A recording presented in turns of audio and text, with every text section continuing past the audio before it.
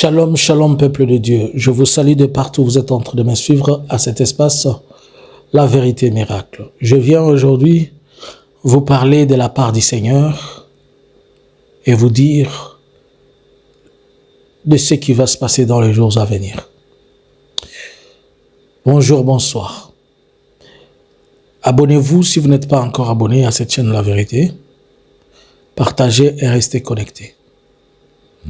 J'aurai plusieurs messages, peut-être 3 ou 4 que je vais donner tout de suite là. Aujourd'hui, nous sommes le 24.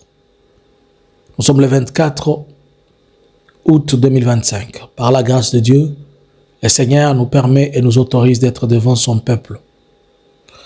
Éternel, je me remets entre tes mains. Je demande à ce que ta main de gloire, ta main de faveur et de puissance, qu'elle puisse guider et conduire ton peuple. Laisse que ces choses se fassent selon ta volonté, selon ton plan. Couvre-moi par la nuée de ta présence. Autorise que la bonté, la puissance et la dignité de toi puissent nous conduire. Tu es le même hier, aujourd'hui, éternellement, et tu n'as jamais changé. S'il te plaît, Jésus-Christ, sans toi, nous ne sommes rien.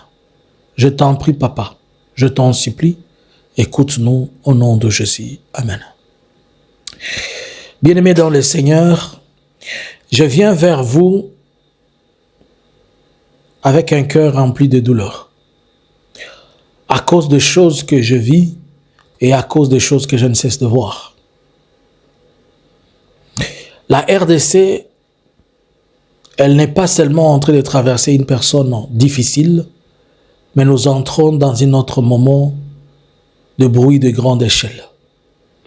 Dans des turbulences où il faudrait que chacun de nous serre sa ceinture et qu'il comprenne où on va.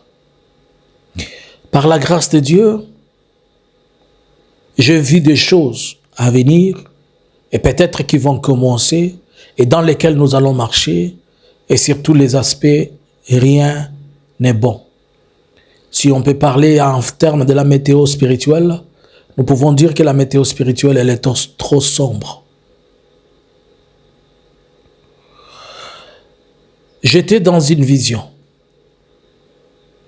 Et dans la vision, je m'excuse que je sois trop direct. Et dans la vision, je vois la province d'Imaniema. Et on me fait voir quelque chose comme un tour d'une chargeur qui est en train de remplir et qui a commencé vers le vert et qui est en train de partir et partir et il arrive jusqu'au point central, ça fait le tour.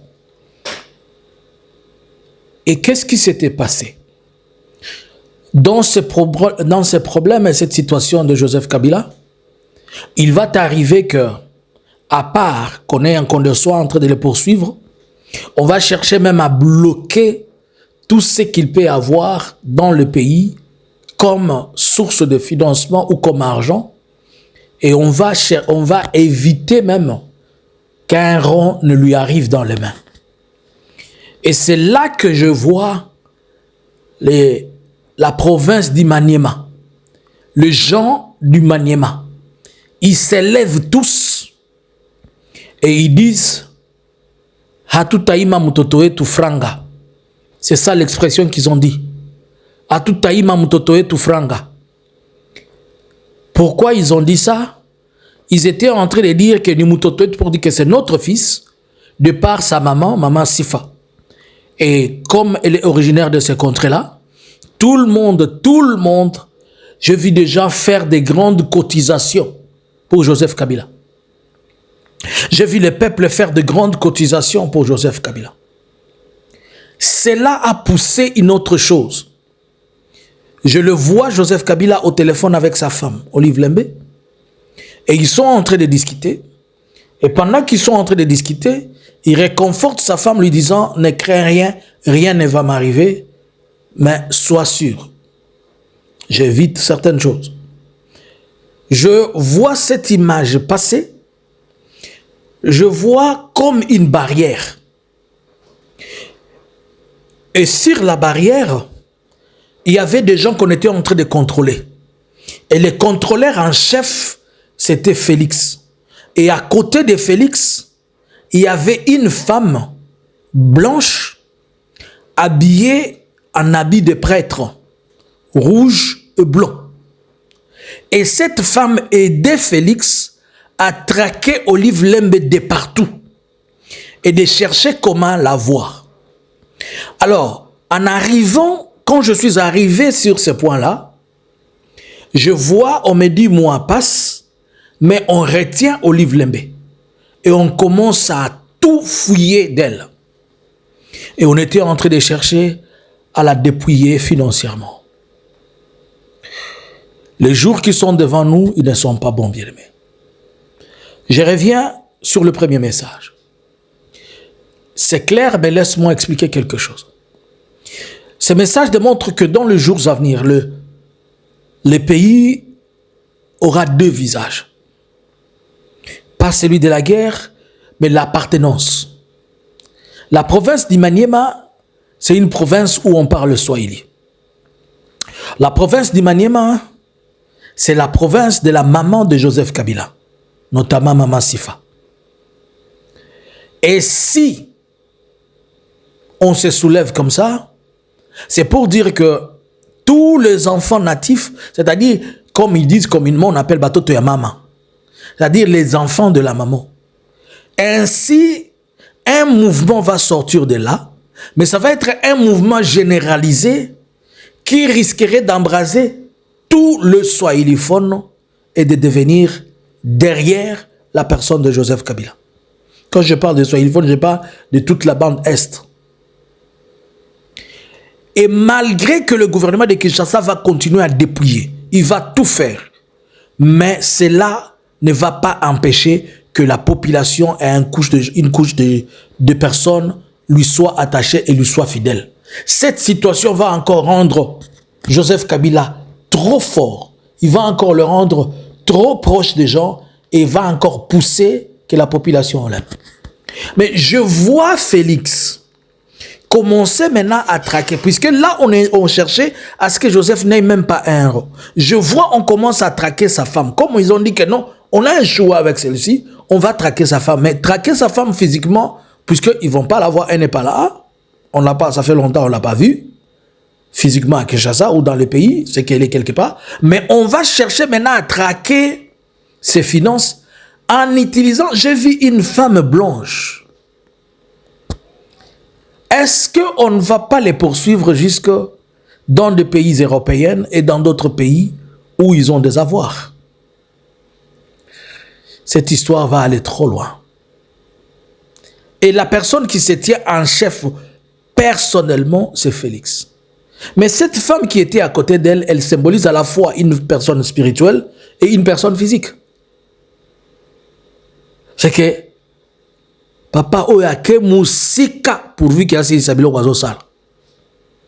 Cette image est passée. Je vois maintenant des troubles dans le pays. Les jours qui sont devant nous, elles vont être troublées. Je vois des pillages dans des stations d'essence. Je vois des pillages dans des boutiques. Je vois les prix monter, descendre. Je vois ceci et cela. La RDC va subir de troubles impossibles. Il faudrait que la Bible, comme la Bible dit que c'est Dieu qui gère le cœur du roi. Si la fureur, quand le cœur de Félix ne s'apaise pas, le Congo va traverser un moment trop compliqué. Félix ne va plus écouter personne.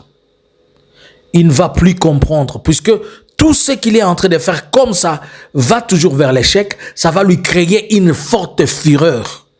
Et là, il va se comporter d'une manière impossible. Je vois des pillages dans le Congo. Je vois des pillages à l'image de ce qu'il y avait en 91. Je vois des pillages. On est en train de piller dans des boutiques. Les gens sortent dehors. Il va y avoir une désobéissance civile impossible dans le pays. Il faut prier pour ce pays. Et ceux qui sont en train de donner le mauvais conseil au président ne sont pas des bonnes personnes.